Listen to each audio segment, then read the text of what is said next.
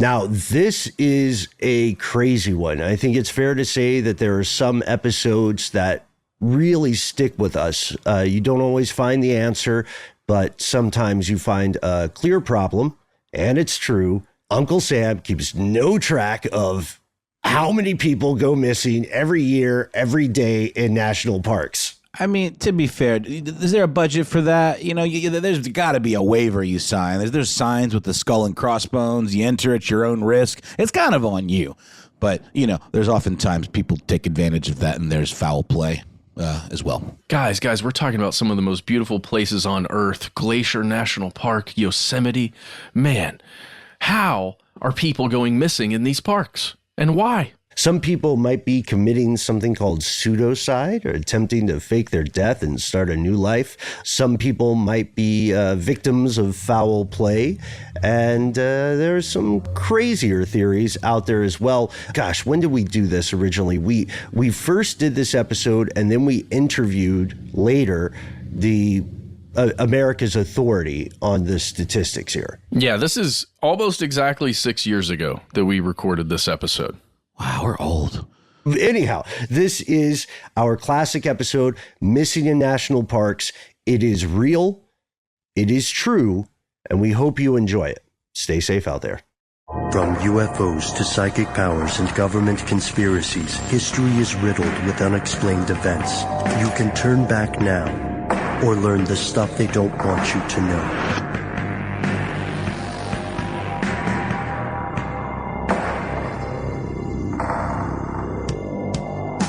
Hello, welcome back to the show. My name is Matt. My name is Noel. I am Ben, you are you, hopefully, and that makes this stuff they don't want you to know. Let's get into this with a personal story first. Do you guys have any experiences in parks? Yeah, I've been to several national parks with the family over the years. Took a trip out to the Grand Canyon, which was really nice, with a couple of friends. Never done anything insane though at these places. Usually it's just hiking on, for a day and then going back to a campsite or just going back to the car and heading home or to a hotel.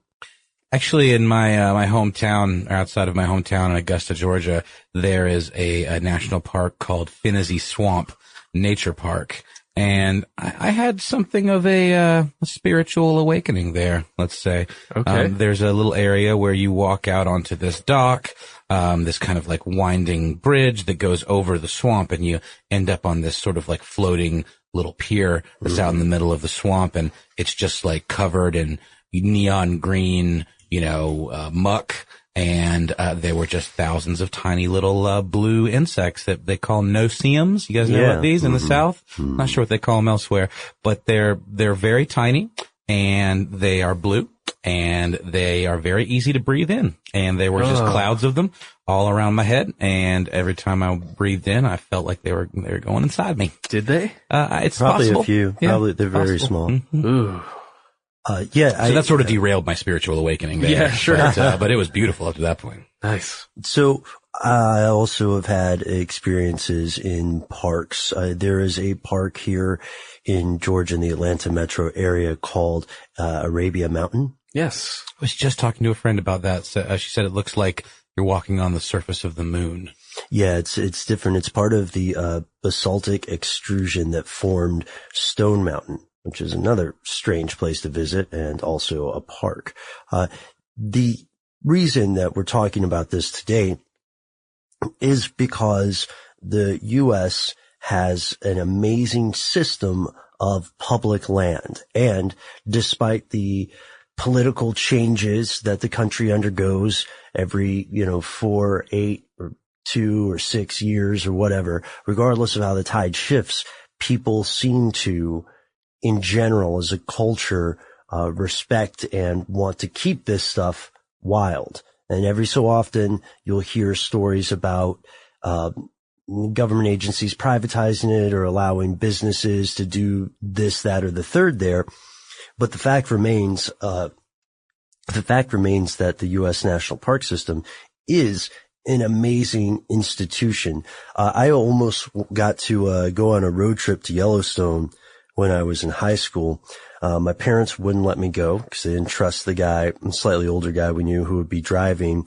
And they were pretty sure that we were going to, do a lot of drugs. Sure. Try to sleep around with some fellow campers and stuff, all of which I'm sure would have been true had I gone.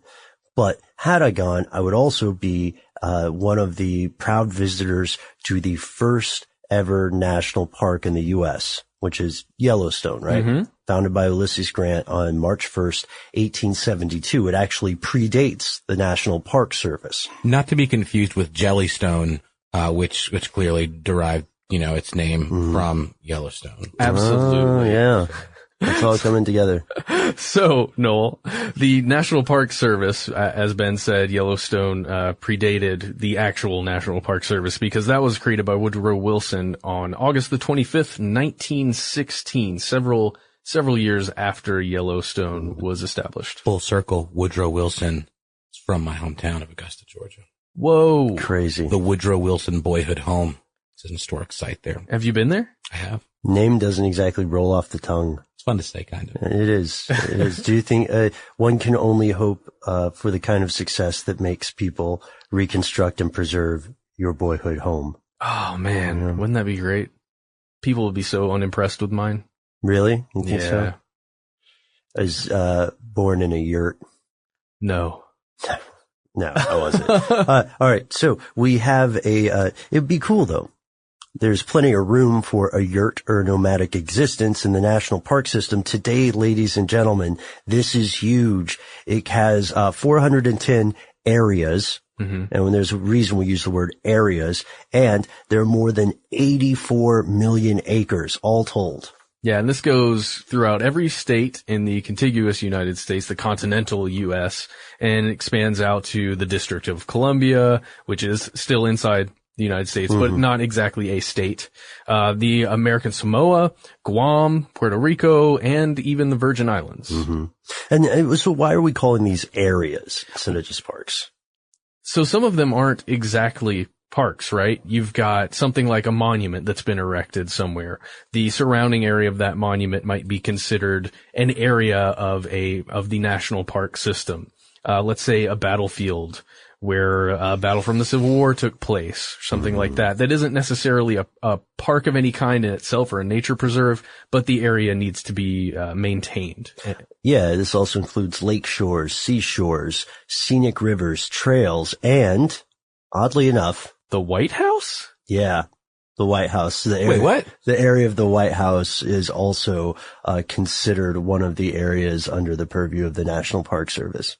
So like when they mow the lawn at the White House, those are like park I feel like it's, people? yeah, I That's feel what like I was it's thinking too. trying to get away, like, oh, well, yeah, put the lawn mowing in under here. That's where the budget will come from. Perhaps. Or perhaps if you work for the Park Service, you can write in and tell us a little bit about that. Either way, this is a runaway success. In 2015 alone, how many people went to national parks? It was upwards of 307 million? Yeah. Yeah, that's a ton of peoples. Mm-hmm. It is a ton of people, and this isn't something we really discussed in advance, but bringing it up to the modern day, pretty interesting story I heard on NPR a few weeks ago, specifically about Joshua Tree National Park, and it applies to pretty much all of them, how there are so many historic structures at these parks, like from cabins to just different buildings that are falling into horrible disrepair, not to mention the amount of money and effort it requires to maintain the grounds, cutting back foliage and things like that. And just, you own a house, man. You know how much of a pain it is just to keep up your yard. Yeah. Can you imagine having to do it for acres and acres and acres of national park land? So apparently these parks today have these intense lists of problems and things, but there's just not enough money to cover the cost. Well, yeah. I mean, like you said, it's crazy expensive. And I guess when you're looking at a budget, it might be difficult to, convince someone that this is where a priority is. Yeah, the National Park Service is part of the Bureau of the Interior, if we're following, the budgetary money. It's composed of more than 22,000 employees, paid employees, and 220,000 or so volunteers. Wow. That's who gets the work done. And I just found the stat from the story. I just wanted to throw this out there and we can move on. There is according to this NPR piece, nearly $12 billion maintenance backlog of work that needs to be accomplished, but there just isn't the money in the budget for the parks. So I just thought that was interesting. I mean, some people would say that the U.S. is lucky that the parks still exist. Other people would say that there's something completely different to this story, that there's something different going on. And we'll get to that in just a moment. But first, a quick word from our sponsor.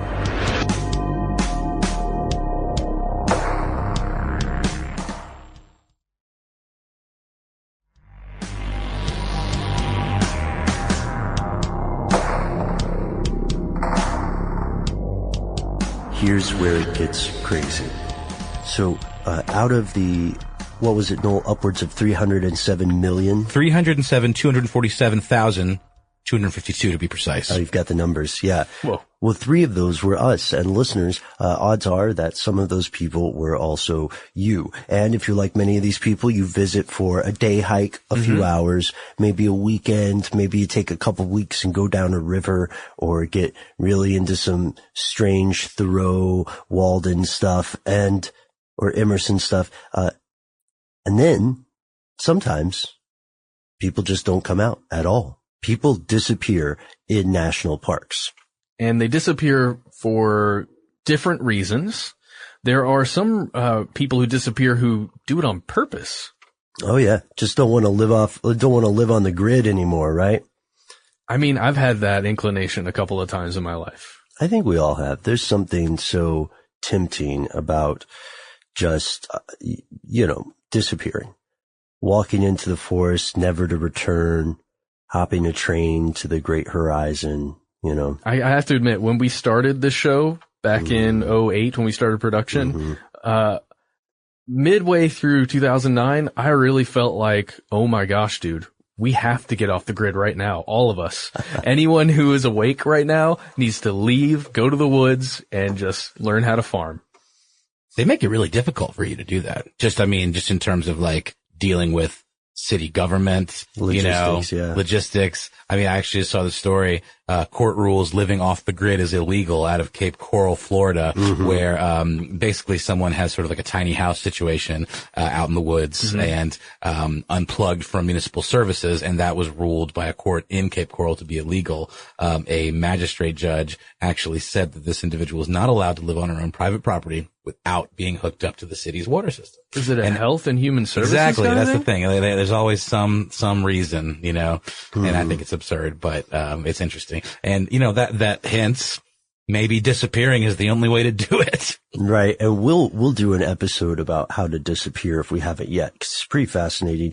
I think Stuff You Should Know did a piece about living off the grid. If you, would like to check that out, listeners. So for people who willingly disappear, people who become modern hermits. There's an example of a guy named Daniel Suelo, who quit using money in 2000 and then moved to some canyons near a place called Arches National Park.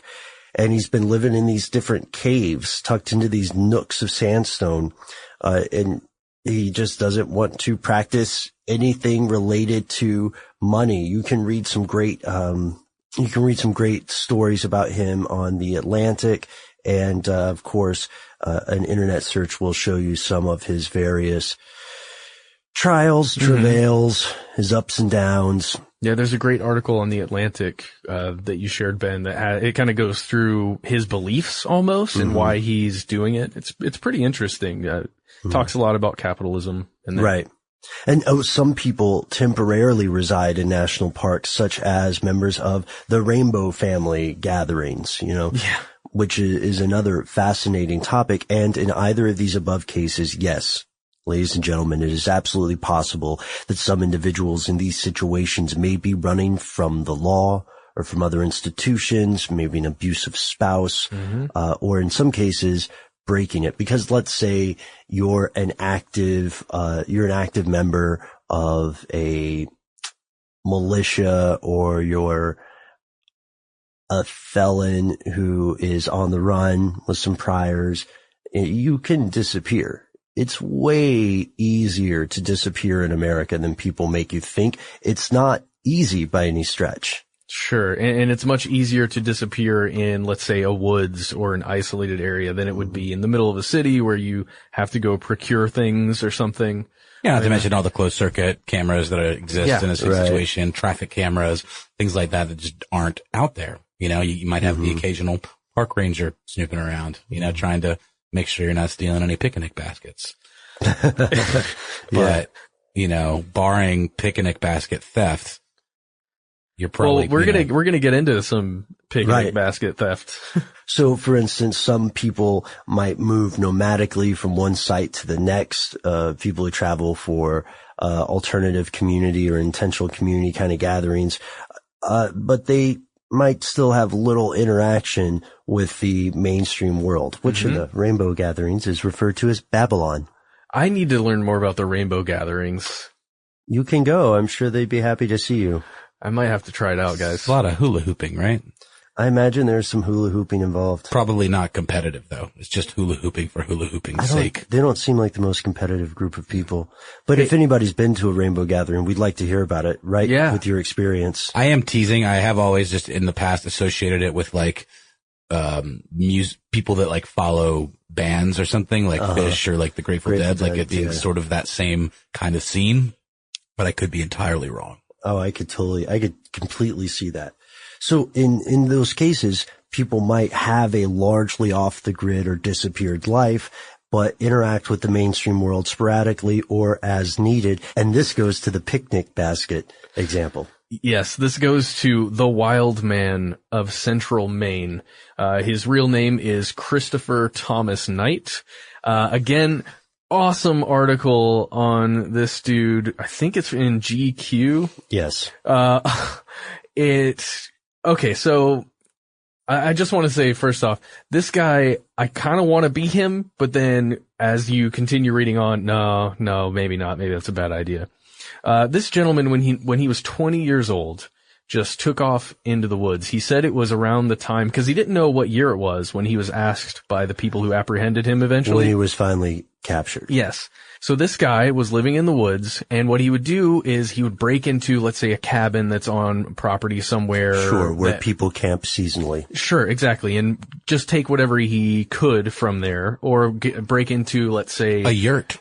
A yurt, why not? Break into a yurt, or, a larger facility where food is stored, and would break in there, take what he needed, and then continue on. And clothing, books, beer, food. Possibly even like a shed where they keep boats or things like that, or like equipment. I mean, the guy was pretty masterful with tools, being able to get into things. And, a lot of times keys are stored in a place like that where it's a facility used by a park service or something. And he was legendary in the area. He was known as the Wild Man of Central Maine, as mentioned before. When he was arrested and finally caught, he was sentenced to 7 months in jail and probation. And at the time of this recording, he is slowly rehabilitating into society. He has a brother. Yeah, what was the story though when he was discovered? Was he just like he had to kind of be reintegrated? More like ultimately he just he had not been around people at all. I guess he wasn't for used to 27 years. People. And they suspect that he may be somewhere on the Asperger's autism spectrum, but at this point, I don't know if that's confirmed or if it's just the amount of time living in such solitude that has affected his behavior in a way that they might confuse with that. Do we know what led him to this life? Was it homelessness? I'm interested. I don't believe it was homelessness. This decision, though, it seemed like it was a snap impulse. Maybe he just had it with people. Like when Forrest Gump just wanted to run. Right. Or when everybody in that REM video just gets out of their car. Powerful moment. That's a powerful moment. I always think of that moment.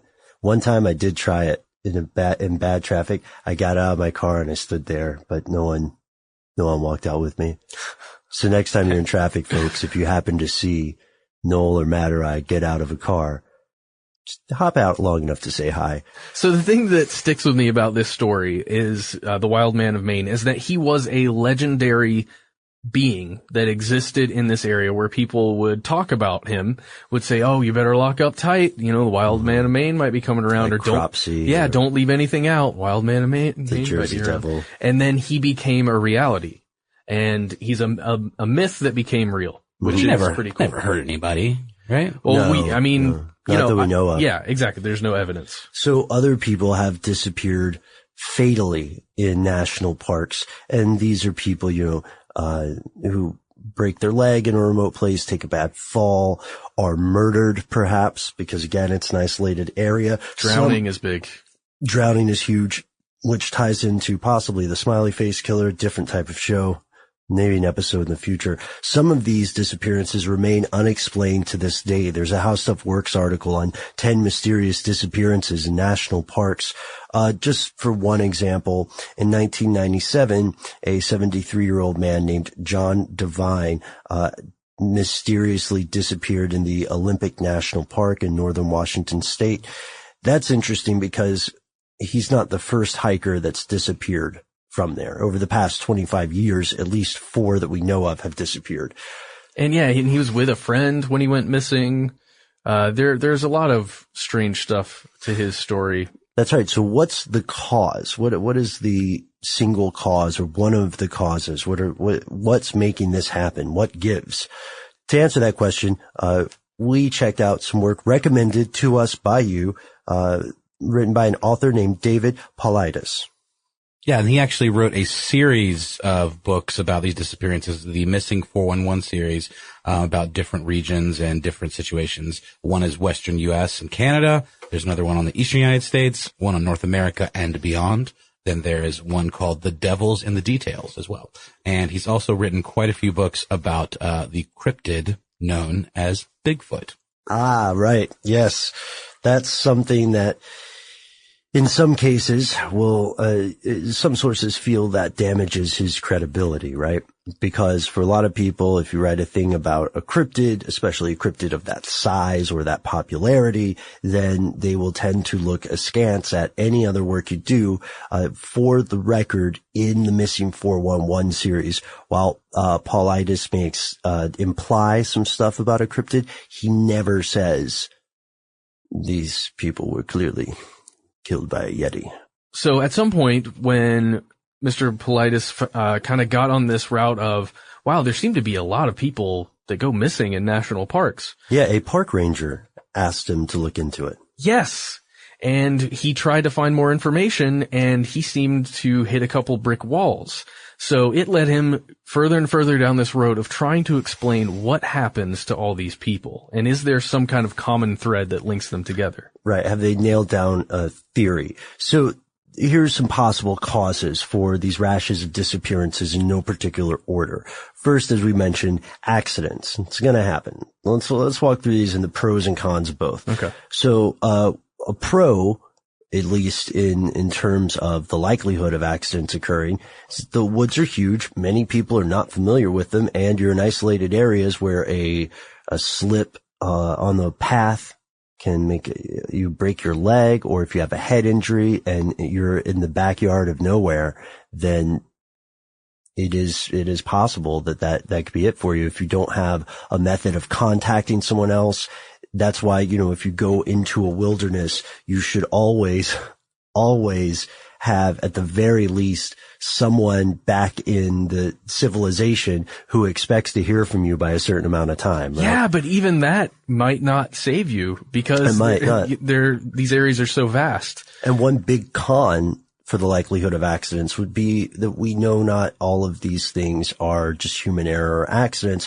There have been attacks, animals have attacked people. Mm-hmm. People have been murdered, bodies have been found mangled and stuff like that. I forgot actually another national park that I've been to part of is a site in the Chattahoochee National Forest, called Anna Ruby Falls, which is wonderful. It's beautiful. Glorious. Yeah. But you go there are a lot of little nooks with signs basically saying, don't step here or you will die instantly. Right. And you see it and you're like, yeah, I would die. Like that would happen. And and it's like that all over these spots, and it's wet. it's slippery. There's, a waterfall. And and again, like I was talking about earlier, the infrastructure in some of these spots, not exactly up to par a lot of times. So you gotta think that there are opportunities for people to maybe be going into an area after hours when they're going around. Maybe they fell over a rail. Maybe, a slat in a bridge broke. There's a lot of possibilities. And I know they do try to cordon off these areas where you can't get to them, but people can be pretty tenacious. Heck, maybe they just got lost. Right. That's one of the most terrifying things is how easily someone can get lost in the woods. It's not that search parties do a bad job. It's just that the game is rigged. It's really difficult.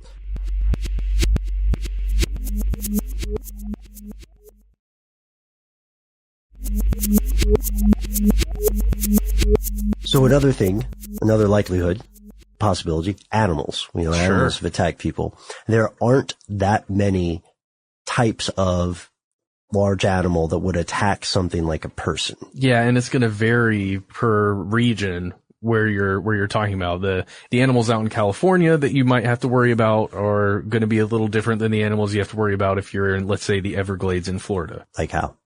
We're talking about a bear, perhaps, or we're talking about a gator, maybe a mountain lion. Yeah. Oh yeah, out in Colorado, I just remember Joe Rogan talking about an attack on his dog from, I believe, a mountain lion. Or coyote or coy wolves as well. So we know those creatures exist. We know that in some cases they will attack human beings.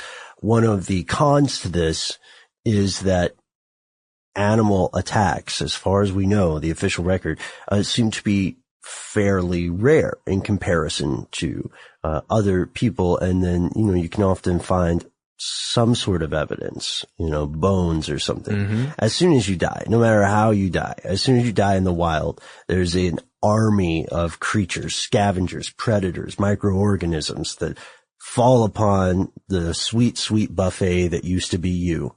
And they eat your eyes and your tongue and your other soft parts. And then other creatures come in. You're a pile of bones in a nifty North Face jacket. That last personal detail, I guess we didn't need to add. I got stuck on sweet, sweet buffet that used to be you. It's true. I like that. Apparently a lot of times they start with your feet. Oh yeah? I was reading an article about like the bacteria in feet is pleasing to carrion birds of prey. I'd always heard even more disturbing perhaps that they start at your soft bits. Like your face, your tongue, your genitals. Yeah. Well, there are other possibilities besides that, which would be crime. A drug deal gone bad. This makes me think of the fantastic episode of The Sopranos called The Pine Barrens, wherein I kind of forget what happens exactly, what the crime was, but somebody ends up getting it. So the Pine Barrens are actually they're referred to as several different things. The Pinelands, the New Jersey Pinelands, are a national park area in New Jersey that is about 1.1 million acres, just to give you the scope of some of these types of areas. And like I said in the episode, the whole crux is that they are trying to hide a body, and it's clearly considered a pretty solid place to do a thing like that, Yeah, you've heard you out there have probably heard the Pine Barrens mentioned in Pulp Fiction and other, not the movie Pulp Fiction, just throughout Pulp Fiction, when involving the mafia, especially in New Jersey. Yeah, seems like a prime spot. Although that would not account necessarily for missing visitors, What were you saying, Ben, about some drug deals gone bad? Maybe that's a place where they would meet to do the drug deal because it's such a rural area where there's maybe not going to be as many people around. Something goes bad, nobody ever leaves. An accident happens on a camping trip. You want to fake your death, or you want to commit suicide. You want it to be a new person, which we should do that episode here. Another thing to think about here is abduction, like child abduction. There was one case in that article, the How Stuff Works article, the 10 mysterious disappearances. A kid, I believe his name is David Gonzalez. He was going to his car to get some cookies out of the car. Mom was 50 yards away. And then all of a sudden, kid's gone, can't find him. And I think they saw a truck leaving really fast out of the park area. But anyway, it's just that kind of thing. That kind of thing must happen. Right? It seems like a a perfect place to target someone who's isolated and not in their own element. Right. And the thing here is that whatever these causes may be, Paul Ides does not specifically trace it to one thing yet, though they say they're narrowing down suspects. Whatever the cause of this may be, this author and his supporters argue that there are clusters of information here, 3 types of clusters. One, a cluster in terms of geography. Like, for instance, Yosemite National Park is one of the clusters that he cites, with 46 something disappearances occurring, some where the bodies were later found, some where no body was recovered. He also says that there are clusters in terms of chronology, certain times of the year or certain years people seem to disappear more frequently.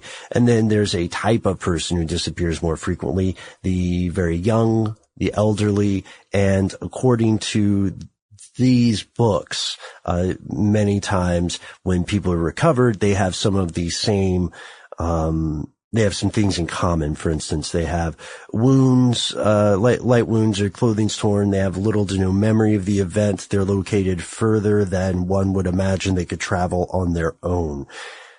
That being said, Paul Ides believes there is a conspiracy afoot of some sort, that the National Park Service is not being on the up and up, right?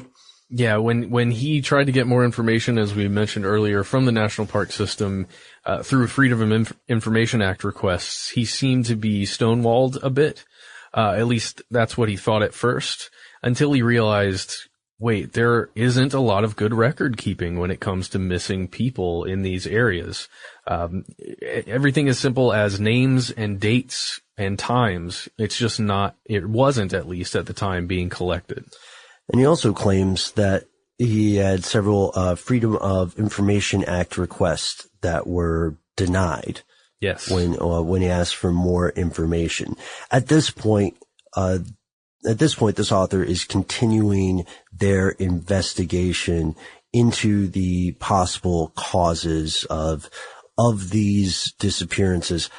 I will say that given that there are more than 1,000 or so cases that he has cataloged, I would say it's difficult to imagine that these are all attributable to a single cause. I would go so far as to say it's impossible that they're all the exact same thing. I'm hesitant to say impossible, but I would be surprised. I would buy Improbable? Improbable. Highly improbable. I would buy a lottery ticket. Yes. If it turned out that kind of math works. So at this point. But you don't buy a lottery ticket?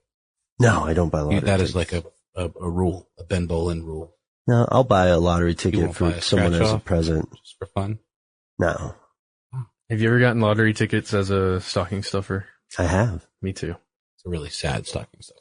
Well, especially when you get a roll of them and you win nothing. You win another ticket from a roll. Anyway, I'm sorry. The potential is there, Something okay? happened. It may be tiny, but it's potential. So we're at a point now where this investigation led by Paul Ides continues. Some of the more skeptical in the world of this conversation have pointed out that, of course, there's a reason it's called the wilderness. People get lost, people get hurt, people miscalculate, people can unfortunately die, and that can be a completely mundane explanation. However, Paul Ides and other investigators as well believe that there is something more afoot, that there is a cover-up on the part of Uncle Sam. So without claiming to know what could or could not be causing these disappearances, instead, the author does say that there is an active stonewalling occurring. Mm-hmm. Is that the phrase you used? Yeah. Yeah, that's a very good point. We want to know what you think. Do people disappear in national parks? Is there what do you think the cause of it is? Do you think that there could be some sort of cryptid involved? To me, that's a little bit tough to conjecture, especially if it's something that would be the size of a primate. You know what I mean? Can I give you a story about that, Ben? Just sure, to lead people's minds down this road here. Please do. On the website Vistoramic vistoramicjourneys.com. This is a group of people who've looked at the missing 411 books and kind of taken exact places where people allegedly went missing and then taken a panoramic photo of the spot where they supposedly went missing. And there's one story on here about a dude named Christopher Tompkins who was on an isolated road in Georgia walking behind several other guys. They were working together, and one of the other gentlemen claims to have turned around and Christopher was no longer there as they were walking along this road. They ended up finding parts of his clothing. One of his boots was right behind them. They found some of his clothing on a barbed wire fence a little ways away, and they found some more of his clothing in another boot even further away from that. And this all took place within a matter of minutes, or less than that. And I don't know, that's one of those situations where it makes me kind of go, well, how in the heck did that happen without something really big either carrying him away, unless he just got super excited and ran. Right, like a large bird, for instance. Maybe. Or a drone. Yes, the possibilities stretch forward, and we would like to hear from you. So let us know, do you think these people disappeared due to mundane causes? Do you think that there is something more organized at work? And let's also keep in mind that given in terms of the number of people who attend these parks, relatively few, so far as we know, are actually going missing. So let us know. And then if you just have a story about something creepy that you have found in a national park or encountered and you are comfortable telling us, we'd love to hear that too. It might make it to the air. Speaking of listeners, I think it's time for Shout Out Corners. Our first shout out comes from Augustina, who says, someone from Panama would like you to talk about the Panama Papers. Also, a shout out would be cool. Shout out to you, Augustina, and we are on it. Act surprised. Yes, as soon as it came out, all three of us were just attached to our computers. Gasp. Second shout out goes to Evelyn Rowell, a photographer who listens to the show while she's retouching images. Quote, I think Tyson stole your opening. Go listen to the opening of Star Talk. It sounds suspiciously similar.